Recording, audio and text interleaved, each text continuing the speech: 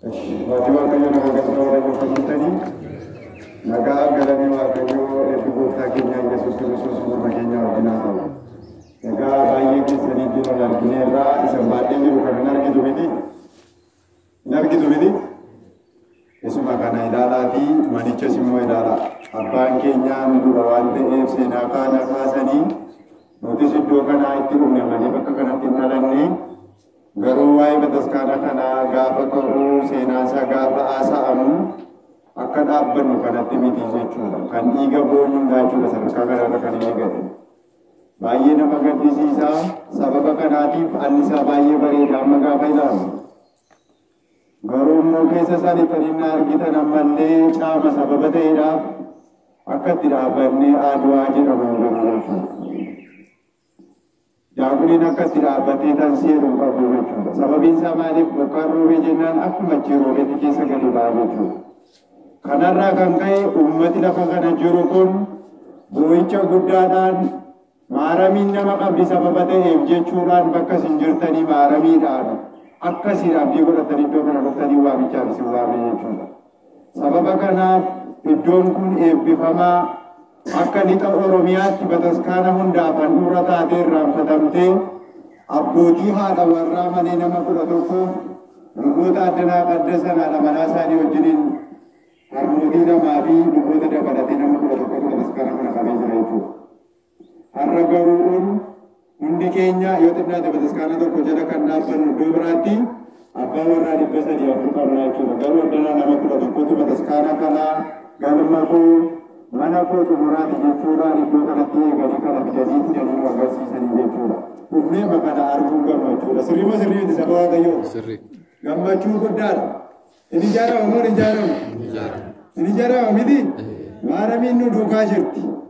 Har'a koo gammachuu guddaadhaan isiniin jedhee addana jala dhaabbannee nama tokko yookaan nama lama gaafaa qiddaaseen hin jirre ammallee qiddaaseen torbee jira. Barsiisnee walii makeenya walitti deebinee kan nuti barsiisee galaa turre jechuudha kanaan dura.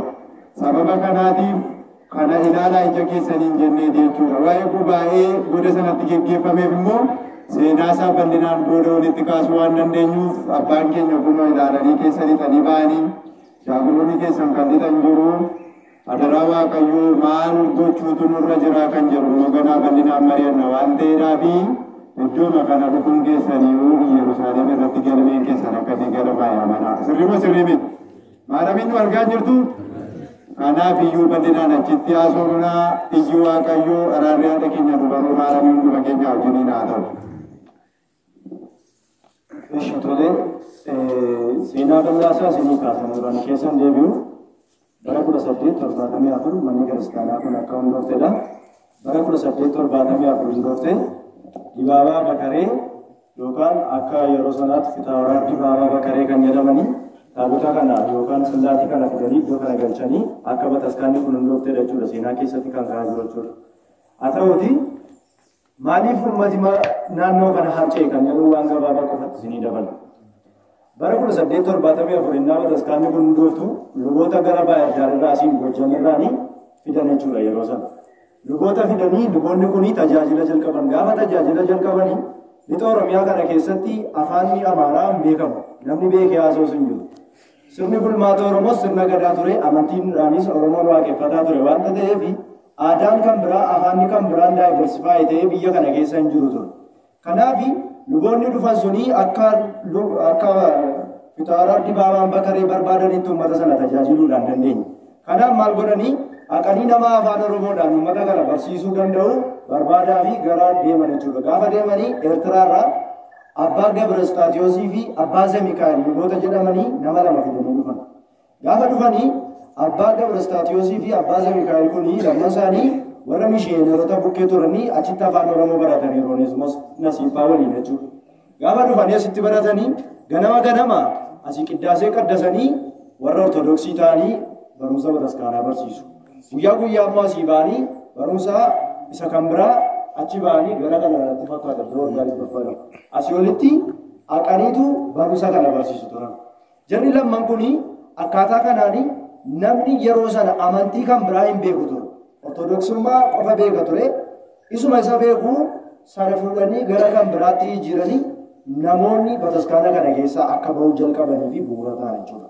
Haa ta'uuti isaanii yeroo dheeraa jiraachuu hin dandeenye jechuudha. Umurii dheeraan turre du'aniiru bakka awwaalcha isaanii jarri kuni garanaan jira jechuudha. Muka gurguddaa kana agartu as duubaan jechuudha. Kanaaf baay'ee kan isin ajaa'ibu bataskaanni kun seenaa hanga kanaatu qabdu bara 1874 hundooftee lixa Oromiyaatti bataskaanni kun utuu akka seenaatti galmaa'uudhaa qabdu waajjirraadhaa turizimii illee waa'ee bataskaana kanaa dhiisee waa'ee namoota lamman kanaa fi bakka siidaa yaadannoo jedhanii galmeessanii jiru jechuudha. Kanaaf seenaa kana sirreessuuf illee gahee guddaan nurraa eegama kanas akkasiin hubattaniif isinii kaasee jechuudha. Inni kan biraan manni kiristaanaa kana baay'ee waan ani ittiin dinqisiifadhu tokko hin qabu. Hamma kana jiddee, hamma kana caccabdee, hamma kana namni keessaa ba'ee kitaabni biraannaa garuu asitti argama. Kun ilaaluu dandeessu jechuudha. Tarii namoonni biraannaa argitanii beekne asitti ilaaluu dandeessu gara fuulduraatti jechuudha.